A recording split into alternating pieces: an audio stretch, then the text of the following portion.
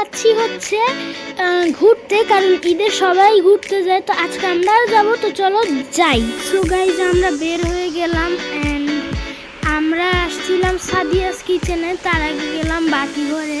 তো সাদিয়াস কিচেনে আসার পর আমরা অর্ডার দিলাম বার্গার, বাট ওদের কাছে বার্গার ছিল না, তাই আমরা অর্ডার দিলাম হচ্ছে 2টা শর্মা অ্যান্ড শর্মা চলেও আসলো। অ্যান্ড গাইজ আমার শর্মা মানে এতই খিদা ছিল না, আমি তো শুরুতেই খাওয়া শুরু করে দিল, আমার এতই খিদা ছিল আমি একবারে শেষ করে ফেললাম।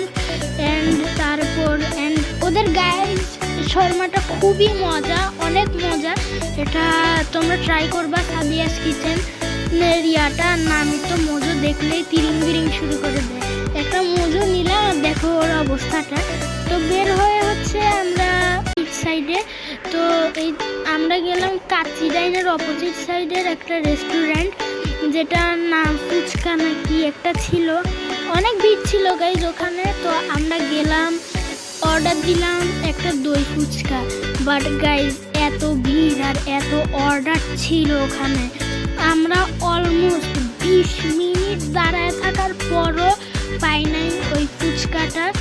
তো দেখলাম যে হ্যালো নেইবারহুডে একটা ভূত ছিল না, ওই ভূতটার মতো দেখতে একটা আঙ্কেলকে দেখলাম আমরা, আর আরেকটা লোককে দেখলাম, সে খুব ফাস্ট কড়াইয়ের মধ্যে এই লুচিগুলো দিচ্ছে। ওই হ্যালো নেইবারহুড আঙ্কেল লুচি বানাচ্ছে খুব ফাস্ট, আর আরেকজন হচ্ছে এটা ইয়াতে দিচ্ছে।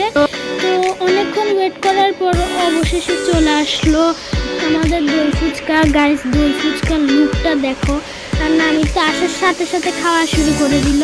তারপর হচ্ছে আমরা গেলাম একটা ফুলের দোকানে, ওদের অনেক কালেকশন ছিল, চয়েস করলাম কোন ফুলটা নেওয়া যায়, নিয়ে তারপর বের হয়ে গেলাম ওই স্টোর থেকে। তারপর খুঁজতে থাকলাম একটা সিএনজি বাসায় যাওয়ার জন্য, অনেকগুলো সিএনজি আসছে কিন্তু ওরা যাবে না, অবশেষে পেলাম একটা সিএনজি।